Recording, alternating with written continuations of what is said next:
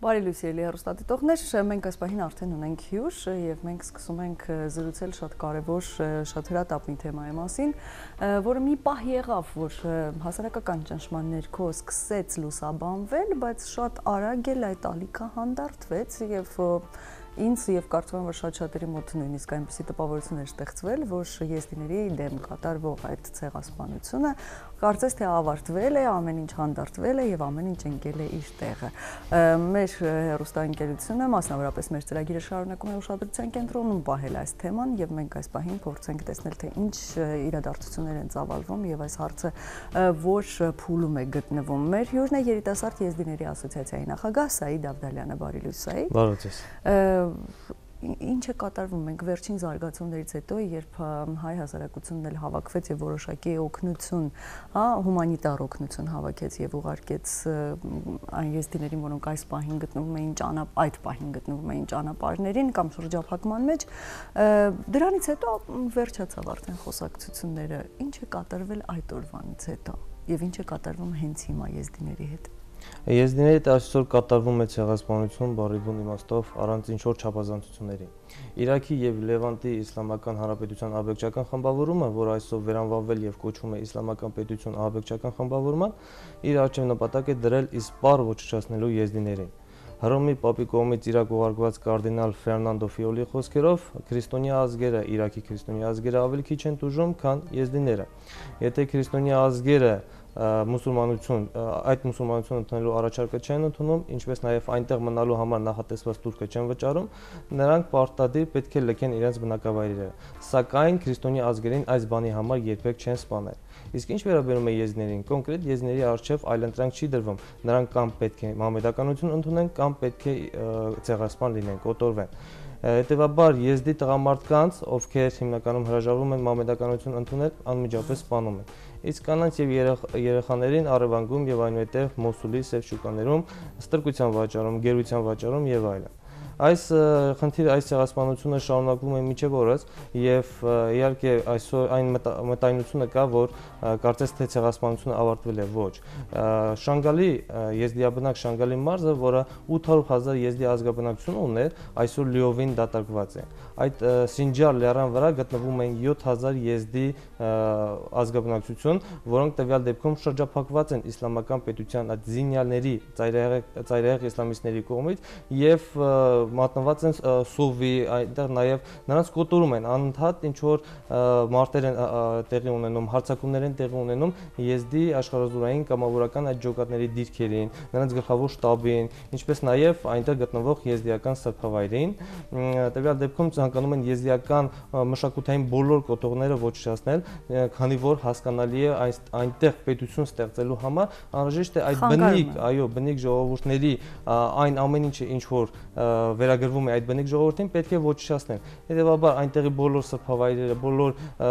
կոթողները պետք է ոչնչացվեն այդ իսլամիստ ծայրահեղականների կողմից։ Այդ 7000 եզդի ազգաբնակությունը այսօր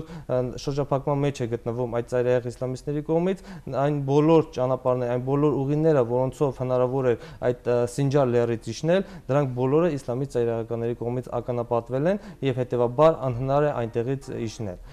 Եվ հետեւաբար նաեւ միջազգային հանրության այդ օժանդակությունը, օգնությունը չկա, թե ռազմական, թե հումանիտար տեսանկյունից, հետեւաբար այնտեղ նաեւ բարենամթերքի մենք խնդիր ունենք, չէ՞ որ մենք հակատանկային միջոցների, անհրաժեշտ հրթիռների, ինչպես նաեւ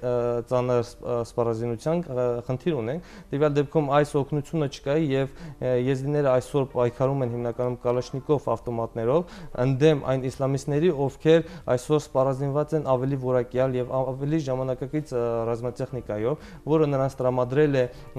Թուրքիան, ինչպես նաև Միացյալ Նահանգները։ Հետևաբար այսօր եզդիները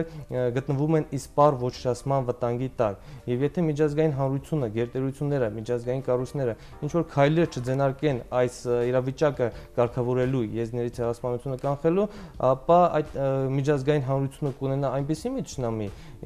իդեմս օրինակ իսլամական պետություն այդ կազմակերպության, որի համեմատությամբ այսօր Սաուդյան Արաբիան կդիտարկվի որպես ժամանակակից դեմոկրատական մի երկիր։ Այսօր այդ իսլամական պետությունը արդեն կազմակերպություն չէ, դա ահաբեկչական կազմակերպություն չէ, դա պետք է արդեն իսլամական պետություն է, որը ունի իր զինված ուժերը, ունի իր բյուջեն, արդեն ծրագրում է իրականացնել որոշակի նաև պետական հաստատությունների ձևավորման ծրագրեր եւ հետեւաբար նաեւ այսօր այդ իսլամիստ սայրականները այդ ձգտում են այն տարածքներում, որոնք գտնվում են նրանց վերահսկողության ներքո, ստեղծել իրենց խալիֆայությունը։ Հետևաբար այսօր նաև աֆրիկական երկրներում գործող ահաբեկչական կառույցներից շատերը նույնպես իսլամական պետության այդ հեղինակության աճի հետ կապված իրենց հավատարմության երթում են տվել այդ իսլամիստներին, նաև մերձավոր արևելքում գործող ահաբեկչական խմբավորումները նույնպես, սկսած Եգիպտոսի, Լիբանանի, Նիգերիայի, ինչպես նաև այլ երկրների ահաբեկչական կազմակերպություններ այսօր սերտ համագործակցության մեջ են գտնվում այդ իսլամիստ ծայրահեղականների հետ եւ արդյունքում այն ամեն ինչը, որ իրականացվում է այսօր տվյալ դեպքում միջազգային հանրությունը աչք է փակում այս ամեն ինչի վրա։ Ցեղասպանությունը չի ավարտվել, ցեղասպանությունը շարունակվում է։ Նույնիսկ այն եզդի փախստականները, ովքեր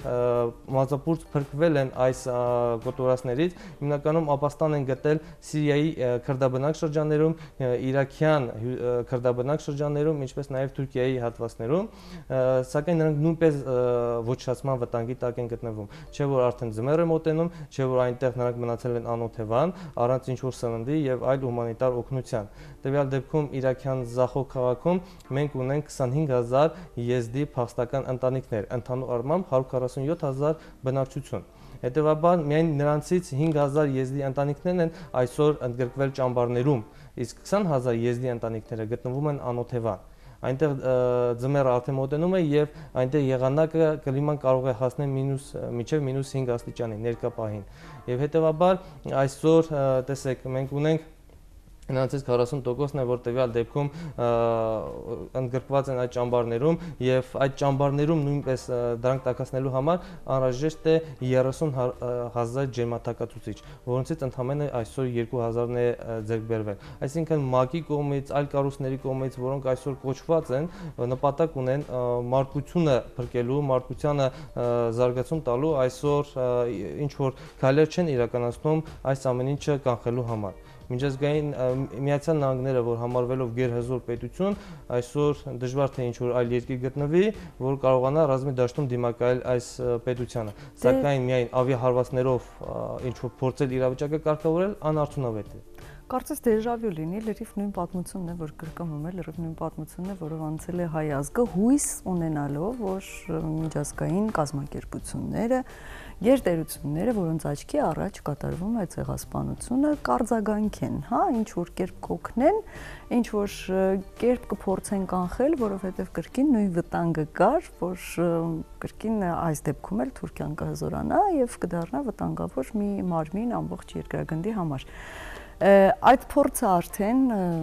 ցույց է տալիս, որ անիմաստ է հույսը դնել որևիցե միջազգային կազմակերպության կամ գերտերության վրա։ Արդեն մեկ անգամ բոլորս ամբողջ աշխարհը տեսել է, թե ինչ է կատարվել։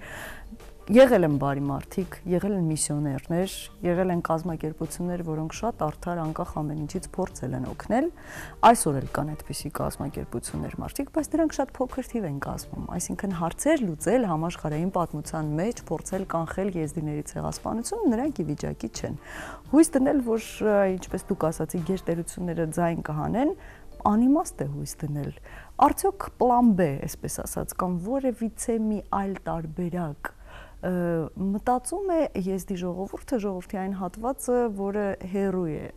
այսինքն ավելի ապահով երկրներում է գտնվում, թեկուզ հենց դուք, հա, թեկուզ հենց այն եզդիները, որոնք ապրում են Հայաստանում, այլ ընտրանք որևիցե կա, թե չկա։ Ես լիովին կարող եմ համաձայնվել ձեր ասածների հետ, հարգելի Լուսինե, այսօր միջազգային հանրությունը, որը մշտապես պետք է առաջ է տանում այն գաղափարը, որ ինքը պատրաստ է աջակցելու անպաշտպան ժողովուրդներին, այսօր բախտի քմաչուկին է թողնել աշխարհի հնագույն ժողովուրդներից մեկին եզդիներին։ Իհարկե այլընտրանք որպես այդպեսին տեսեք տարբեր երկրներում անգրվանած ապաստան եզդիական համայնքի ներկայացուցիչները այսօր փորձում են իրենց հնարավորության չափով օժանդակել իրենց ազգակիցներին, հատկապես Իրաքում։ Տվյալ դեպքում տարբեր արտասահմանյան երկրներում եզդիական համայնքները փորձում են նախ եւ առաջ հումանիտար օգնություն ուղարկել։ Այնտեղ իհարկե իրականացում են նաև նյութական հանգանակություններ, տվյալ դեպքում եզդի ներկայացուցիչների շրջանում եւ փորձում է այդ գումարը տեղ հասցվել նրանց, որպեսզի դրանց միջոցով կամ սնունդ կամ հագուստ կամ այլ բաներ գնվեր, կամ էլ պետք է նաև զենք գնվի։ Այսօր նաև այդ եզդիական համայնքի ներկայացուցիչներից կազմվում են աշխարհազորային կամավորական ջոկատներ եւ նրանք մեկնում են Իրաք պաշտպանելու իրենց հայրենիքը։ Ռուսաստանից կազմվեցին տարբեր աշխարհազորային ջոկատներ, Գերմանիայում կազմվեցին տարբեր, որոնք մեկնեցին այնտեղ Իրաք կռվելու իրենց հայրենիքի պաշտպանության համար։ Սակայն սա դեռևս բավականին քիչ է, իհարկե, չէ՞ որ տեսեք, ամբողջ Գերմանիայից միայն 450 մարդ է գնացել իսլամիստ ծայրահեղականների շարքերում կռվելու համար։ Իսկ ամբողջ Եվրոպայի տարածքում միայն 3000 իսլամիստ ծայրահեղականներ են այնտեղ մեկնել եզդիների դեմ կռվելու համար։ Այսօր այդ Իրաքում տեղի ունեցող գործընթացները ազդում են ոչ միայն այդ տեղի փախստականների վրա են բացասական ազդեցություն ունենում, այլ նաև այլ երկրներում, հատկապես եվրոպական երկրներում եզդիական համայնքի վրա իր ազդեցությունը ունենում, չէ՞ որ այնտեղ ապրում է բավականին մեծ թվով ներգաղթյալ մամեդականներ եւ տվյալ դեպքում հենց Գերմանիայում, ինչպես նաև Ֆրանսիայում եւ այլ եվրոպական երկրներում տեղի եզդի ներկայացուցիչների եւ իսլամիստ ծայրահեղականների միջև սկսում է անկարգություններ, ծեծկռթուք սկսվել։ Արդյունքում տեսեք Գերմանիայի Հարֆորդ քաղաքում այդ իսլամիստները մտել էին եզդի գործարարին պատկանող մի սրճարան եւ պահանջել, որպեսզի նա պատից հանի այն ցուցանակը, որը կոչ է անում միանալ այդ իսլամիստ ծայրահեղականների այդ գործունեության դեմ ուղղված բողոքի ակցիային։ Իհարկե գործարարը հրաժարվել էր այն հանել եւ նրանց ծեծի են ենթարկի։ Արդյունքում իմանալով այդ մասին եզդի ներկայացուցիչները հայտնվում են այնտեղ եւ նրանց միջև սկսում է ծեծկռթուք։ Իրավիճակը այնքան է վատթարանում, որ դրան արդեն միջամտում են իրավապահ մարմինները։ Այսինքն սա իր անմիջական ազդեցությունը ունենում է նաև այնտեղ։ Տեսեք նաև Ֆրանսիայում բնակչության 15%-ը, որոնք հիմնականում Աֆրիկայի եւ Ասիայի ներգաղթյալ մամեդականներ են, տվյալ դեպքում համակրանք ունեն եւ հարում են այդ իսլամիստական այդ պետության շարքերը եւ տվյալ դեպքում Ֆրանսուଆ Օլանդի, Ֆրանսիայի նախագահ Ֆրանսուଆ Օլանդի կողմից եւ այդ օթային ավիահարվածներ են հասցվում այն բազաների, տվյալ դեպքում նա ոտնահարում է հենց իր Ֆրանսիայի 15% քաղաքացիների շահերը։ Հետևաբար նույնիսկ այդ Ֆրանսուଆ Օլանդը ունի իր երկրում այնքան աջակցություն, որքան իսլամիստական պետությունը, այդ 15%-ը։ Այս ազդեցությունը կարծես թե շարունակվում է եւ տվյալ դեպքում խնդիրը դրված է, որպեսզի եզդիներին իսպար ոչնչացնեն։ Չէ՞ որ եզդիները ապրում են այնպեսի մի տարածքում, որը բավականին ռազմավարական մեծ նշանակություն ունի այդ իսլամիստների համար։ Գրավելով Սինջարի տարածքը, եզդիաբնակ Սինջարի տարածքը, նրանք միանգամից վերահսկողություն են հաստատում մի քանի երկրների վրա՝ Թուրքիայի, Իրաքի, Իրանի, ինչպես նաև Սիրիայի վրա։ Արդյունքում այն բոլոր ավտոմայրուղիները, այն բոլոր երկաթուղիները, որոնք կապում են այս երկրները, գտնվում են նրանց վերահսկողության ներքո։ Նույնիսկ Սիրիան, Իրաքը կապող այս գլխավոր երկաթուղին, Մոսուլ, Էլ-Քամիշլու երկաթուղին գտնվում է նրանց վերահսկողության ներքո։ Հետևաբար Սիրիայից եկող կառավարական օգնությունը եզդիներին կամ տվյալ դեպքում այլ ներկայացուցիչներին, ովքեր այլ ուժերին, ովքեր կռվում են այս իսլամիստների դեպքում, դա չեզոքացված է իսլամիստների կողմից։ Հետևաբար գրավելով նաև այս Սինջարի տարածքը, բավականին հեշտացվում եւ դյուրացվում է այն հաղորդակցությունը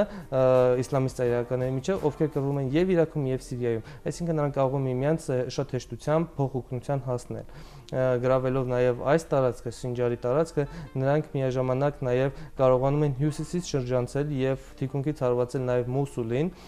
տվյալ դեպքում ակցիանի մեջ վերցնելով իրաքյան քրդերին, ցանկացության մեջ դնելով պարզապես նրանց։ Այս ամեն ինչը իհարկե տեսեք, իսլամիստական պետությունը այսօր դարձել է ամենահարուստ, ամենադաժան, ամենաանողոք ահաբեկչական կազմակերպությունը։ Մի բան եմ ուզում հասկանալ, հա, ավելի այսպես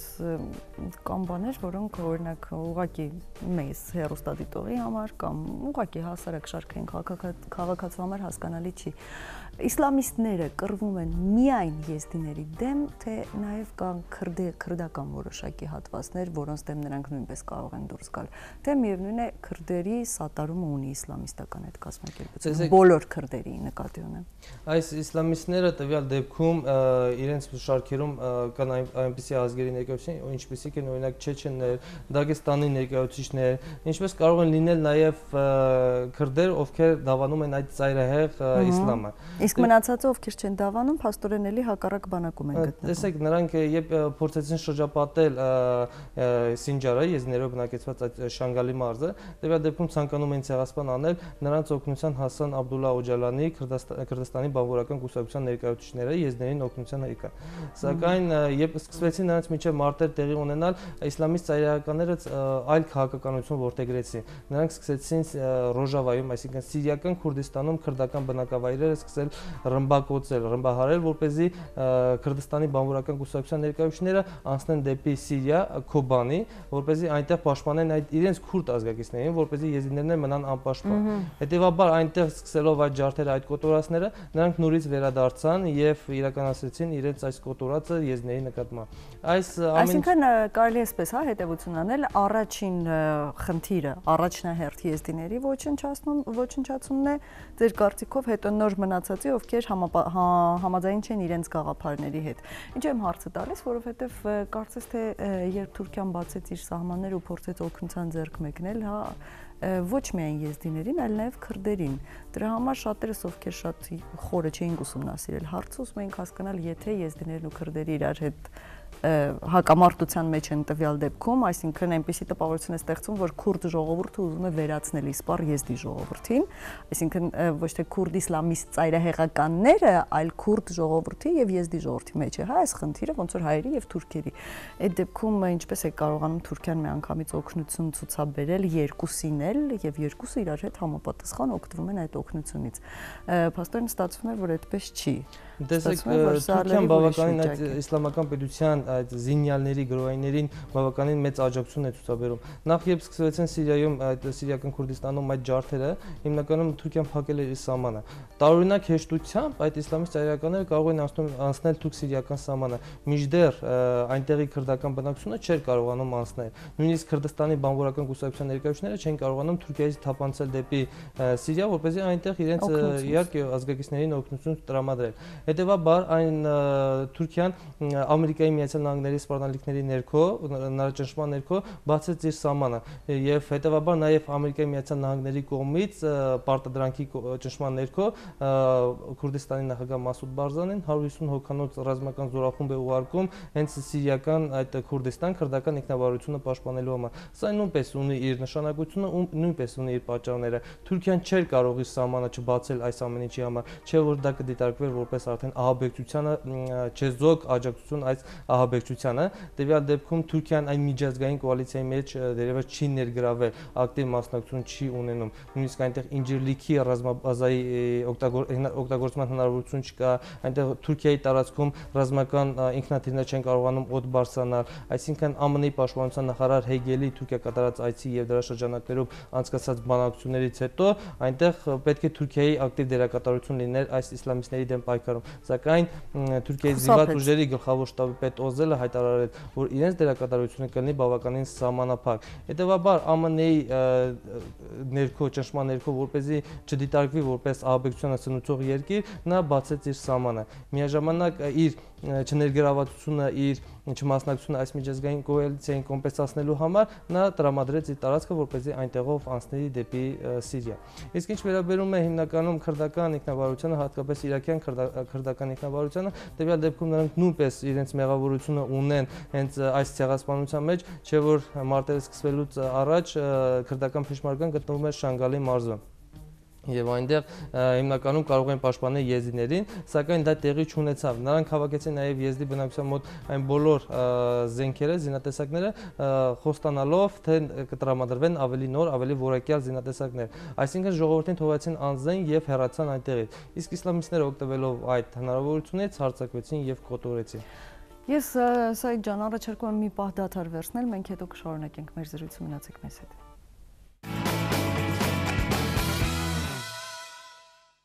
Եվ այսպես մենք շարունակում ենք զրուցել այս հրատապ լուրջ խնդրի մասին, որ ուղղակի չգիտես, նախ արդեն գիտես, որ լուծում առանձնապես չկա, երևի պետք է սպասել հրաշքների, Բայց ամեն դեպքում փորձենք եւս մեկ անգամ անդրադառնալով այս հարցին, շատերի ուշադրությունը բևեռել խնդրի վրա, որում հայտնվել է եզդի ժողովուրդը խնդիրը իհարկե շատ մեղմ է ասված։ Սայդ ջան, ինձ հետաքրքիր ընդհանրապես ամբողջ աշխարհում որքան եզդի է ապրում մոլորակի վրա։ Կոնկրետ կարող ենք ասել, որ տվյալ դեպքում եզդիների թիվը ամբողջ մոլորակի վրա հասնում է 3-ից 4 միլիոնի։ Այդքան կա։ Իհարկե, այդքան կա, մոտ 1.800.000 ապրում էին Հյուսիսային Իրաքում, 800,000-ը հենց Շանգալի մարզում, որ այսօր լիովին դատարկված է։ Իհարկե 60,000 մենք ունենք հայկական Հայաստանում, Վրաստանում ունենք 20,000-ի հասնող եզդի ազգաբնակություն, ինչպես նաև այլ երկրներում, Ռուսաստանի Դաշնությունում, եվրոպական այլ երկրներում, ինչպես նաև Միացյալ Նահանգներում, Կանադայում եւ այլուր։ Այսինքն մոտ 3-ից 4 միլիոն եզդի ապրում է ամբողջ աշխարհում։ Հիմա արդեն շատ կոպիտ վատ հարց եմ ուզում տալ, բայց ամեն դեպքում գիտեմ, որ ամեն մի զոհը դա շատ ծանր ապրում է, տարբերություն չկա 1 թե 1 միլիոն։ Միևնույն է, կորուստը, բայց այլ տեսանկյունից այդ ամենը նաև որպես ստատիստիկա է դիտարկվում, քանի եզդի է արդեն զոհվել այս ընթացքում, այս մարտերի եւ ուղղակի ցեղասպանության ժամանակ։ Այս ցեղասպանության հետևանքով, որ արդեն 74-րդ ցեղասպանությունն է, որ եզդիների դիմավորում են այս ցեղասպանությունը, տվյալ դեպքում 5000 զոհեր ունենք, տվյալ դեպքում հենց սրի եւ այլ կոտորածների արդյունքում։ 5000-ից հասնող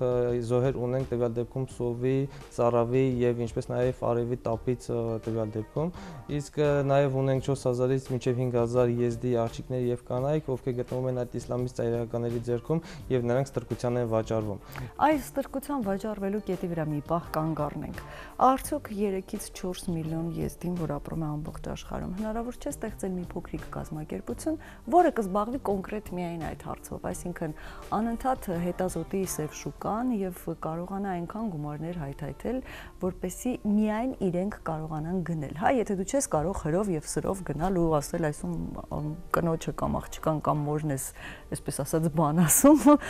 ապա այս տարբերակով գոնե իրենք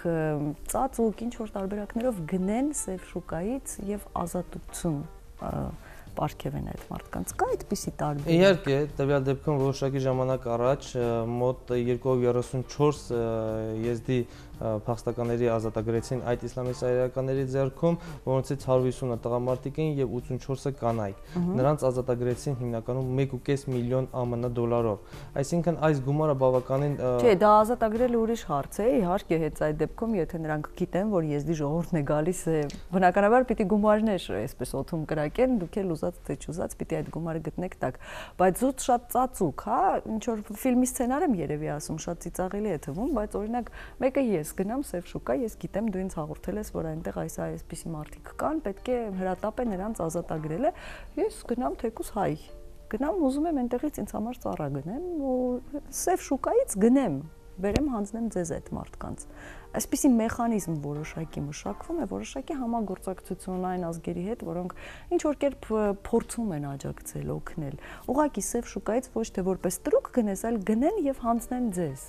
այդ գներով։ Իհարկե, նմանատիպ քայլեր, նմանատիպ մեխանիզմներ փորձում են գործի իրականացվել, որպեսզի եզդիներին ազատեն այդ իսլամիստ ծայրահեղականների ճիրաներից։ Ինչպես նշեցի, 234 հոգի ազատագրեցին, մյուս կողմից էլ նաև 54 հոգի, որոնք կանայքին եւ երեխաներ նրանց նույնպես ազատեցին այդ իսլամիստ ծայրահեղականների ձեռքերից։ Տվյալ դեպքում, բայց նրանց թիվը բավականին շատ է եւ տվյալ դեպքում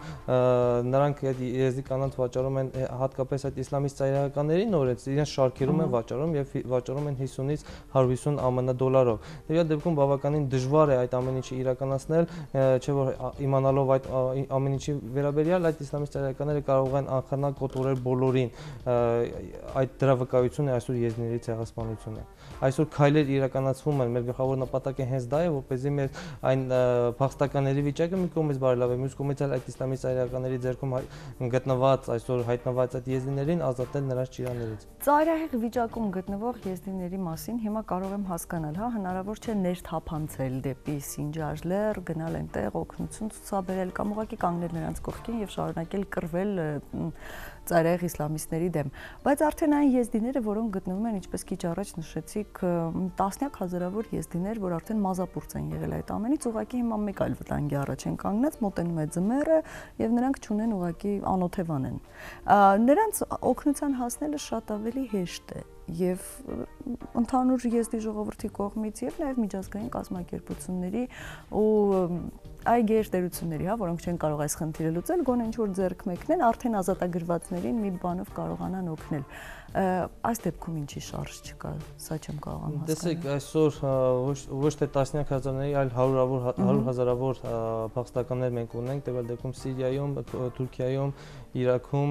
հյուսիսիրաքյան քրդաբնակ շրջաններում, սակայն նրանց վիճակը նույնպես գնալով վատթարանում է, չէ որ նրանք հիմնականում գտնվում են վրաններում եւ այդ վրանները բավականին ձմռան պայմաններում անհնար է այնտեղ ապրել եւ գոյատևել։ Հումանիտար օգնությունը, որ ուղարկվում է տարբեր եզդիական համայնքի ներկայացուցիչների կողմից, նաեւ այլ երկրների իշխանությունների կողմից մեծամասամբ տեղ չի հասնում։ Դրանք այդ բոլոր ճանապարհները գտնվում են իսլամիստների վերահսկողության ներքո եւ մեծամասամբ 90%-ով դրանք հայտնվում են այդ իսլամիստ ծայրահեղականների ձեռքերում։ Եվ միայն այդ օգնության 10%-ն է, որը գրեթե հասնում է եզդիներին։ Մյուս կողմից էլ բավականին կա նաեւ այսպես ասած խարդախ մարդիկ, ովքեր կարծես թե լավ դիմակի ներքո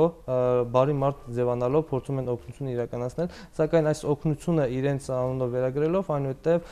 փորձում են այն վաճառել կամ այլ եկամուտներ ստանալ դրանցից։ Այսինքն այդ հումանիտար օգնությունը չեն հասցնում եզդիներին։ Միայն բավականին քիչ քանակությամբ հումանիտար օգնություն է հասնում նրանց։ Ну դա միշտ եղել է, ցավոք սրտի միշտ էլ կլինի, քանի դեռ կա մարդկության պատմությունը, դրանից խուսափել ուղղակի հնարավոր չէ։ Բայց ինձ հետաքրքիր է օրինակ դուք մեկ օրինակի համար ուղղակի կարող եք այս պահին գնել Տոմսեր, գնալ հասնել Սիրիա եւ այնտեղից գոնե մի ընտանիք ձեզ հետ բերել ձեր տանը ապրելու։ Կա այդպիսի տարբերակ, թե կան վիզային խնդիրներ եւ հնարավոր չէ այդ մարդկանց ուղղակի բերել Հայաստան կամ Վրաստան կամ որևիցե այլ երկիր, որտեղ որ կա եզդիական համայնք։ Վիզային խնդիր իհարկե առկա է, տվյալ դեպքում չէ որ հիմնականում իհարկե տեսեք Ղարաբաղի իշխանությունները հայտարարեցին, որ պատրաստ են ապաստան տրամադրել, այլ երկրները հայտարարեցին, որ պատրաստ են ապաստան տրամադրել Ֆրանսիան, Ավստրալիան, սակայն այստեղ հաշվի չեն առնվում հետեւյալ մի պարզ ճշմարտություն։ Երբ կոտորածները սկսվեցին, եզդիները առանց ինչ որ նյութական հանգանակություն վերցնելու, առանց ինչ որ փաստաթուղթ վերցնելու, պարզապես կարողացան միայն փախչել եւ որպեսզի չկոտորվեն։ Հետեւաբար փաստաթուղթ չունենալու խնդիրն է այստեղ առկա գալիս։ Նրանք չեն կարողանում վիզային խնդիր սահմանը անցնել։ Թուրքիան չի թույլատրում, որպեսզի իր սահմանով անցնի Հայաստան կամ այնտեղ Սիրիայում կամ Իրաքյան Քուրդիստանում գտնվող եզդիները տվյալ դեպքում նույնպես փաստաթղթի խնդիր ունեն եւ չեն կարողանում այլ երկիր տեղափոխվել։ Այս է խնդիրը, պարզապես այս ամեն ինչը հասկանալու համար պետք է փորձել այդ մարդկանց նաեւ դրության մեջ մտնել, չէ՞ որ նրանք հիմա չունեն փաստաթուղթ, որպեսզի տեղափոխվեն այլ անվտանգ տարածք։ Այս խնդիրները հաշվի չեն առնում, պարզապես միջազգային հանրությունները կամ այլ իշխանությունները հանդես են գալիս տեսական հայտարարություններով, սակայն այդ տեսական հայտարարությունները ի կատար ածել, դրանք գործնական դաշտ տեղափոխելը նրանց համար կարծես թե դժվար է այսօր։ Գուցե տվյալ պահին ավելի առաջնահերթ է, որպեսզի փորձենք լուծումներ գտնել հենց այդ տեսանկյունից։ Շատ ռոմանտիկ է, եթե մենք հիմա որոշենք, որ ինչ որ կերպ ձայն ենք բարձրացնելու կամ միջազգային հանրությանը փորձելու ենք սթափեցնել, որ կանխվի այդ ցեղասպանությունը, այդ ամեն ինչը ավարտվի, դա իսկապես էմոցիոնալ ուղղակի պորտկում է, ցանկություն, որը բոլորը ունեն, բայց ցանկություն, որը երբեք իրականություն չի կարող դառնալ, չէ, դա Աստված հրաշքներ լինեն դառնա իրականություն, բայց արդեն պատմությունը քանիցս ցույց է տվել, որ այդպիսի բան հնարավոր չէ, որ իրականանա։ Գոնե այն հատվածին, որոնք հասցրել են մազապուրծ լինել, հա, այդ կոտորածից եւ ուղղակի հենց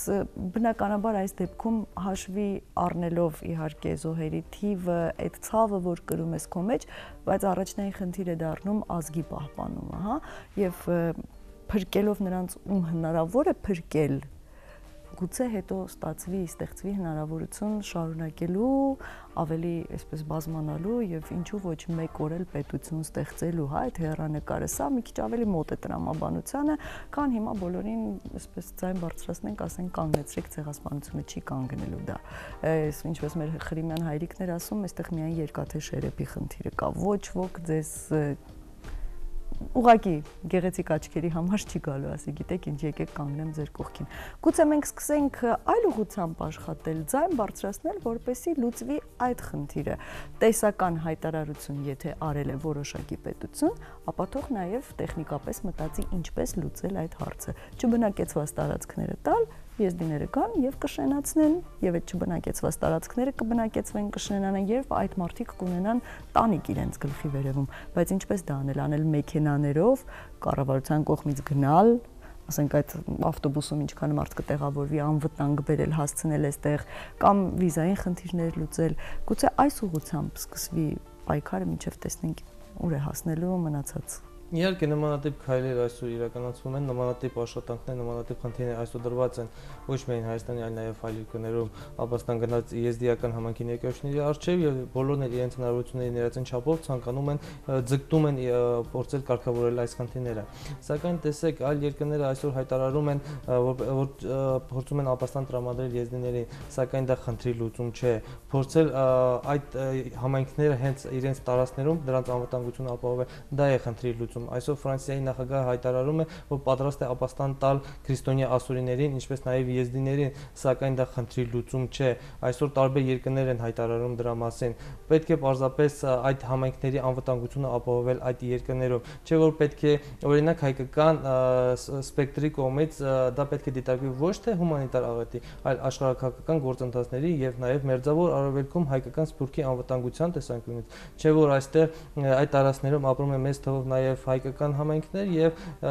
եզդիներին կոտորելուց հետո հերթը հասնելու է նաև ասորիներին, իհարկե Աստված Եվրոպայի նաև հայերին էլ է հերթը հասնելու։ Հետևաբար պետք է քայլեր իրականացվեն նաև բոլոր պետությունների կողմից այս խնդիրները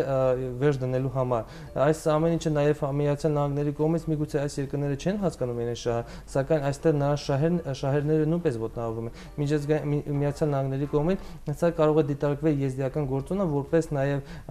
ընդդեմ քրդական պետության, քրդական ինքնավարության, չէ որ քրդական ինքնավարությունը մի դեպքում այսօր ունի դե ֆակտո կայացած պետություն, սակայն մյուս կողմից կարող է դառնալ դե յուրե եւ դուրս գալ նաեւ Ամերիկայի Միացյալ Նահանգների բանի վերահսկողությունից։ Հետևաբար եզդիական գործոնը կարող է օգտագործվել ընդդեմ այս քրդական պետության։ Այս Միացյալ Նահանգների կողմից նույնպես այս խնդիրը կարող է կարգավորվել, սակայն նրանք ունեն իրական Եթե մենք այդ տեսանկյունից նայենք, դա ձեռնտու կլիներ նաև Թուրքիային, այսինքն Թուրքիան պիտի կանգներ առաջինը եզդիների կողքին, որպեսզի քրդական պետությունը դե յուրե չհաստատվեր, որտեղ դա առաջին հերթին վնաս է հենց իրեն, ու եվրոպական մի շարք պետություններ ունեն այդ շահը, բայց միևնույն է նրանք երևի իրենց այլընտրանքային տարբերակներ ունեն, հետևաբար աչք են փակում փոքրիկ մի ժողովրդի վրա, որ այս պահին կանգնած է կենաց մահու կռիվ է տալիս, այսպես ասած։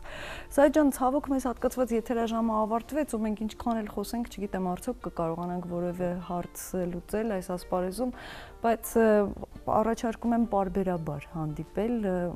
այնպես անել, որ ուշադրության կենտրոնում մնա, գուցե այսպես զրուցելու ընթացքում կարողանանք շատ հեռուստադիտողներ, շատ մարդիկ, ինչ իմանաս հրաշքով ինչ որ մի մարդ ավելի այսպես ուժեղ այս պահին լսի ու կարողանա ինչ որ բանով օգտակար լինել, համենայն դեպս մենք ժամանակ առ ժամանակ լուսաբանենք, որպեսզի այնպես չստացվի, որ հարցը լուծվել է արդեն, ավելի շուտ հարցը չի լուծվել, ուղղակի մենք ենք անտեղյակ տվյալ պահին։ Ես սրտանց մաղթում եմ, որ հրաշքներ կատարվեն եւ հուսով եմ, որ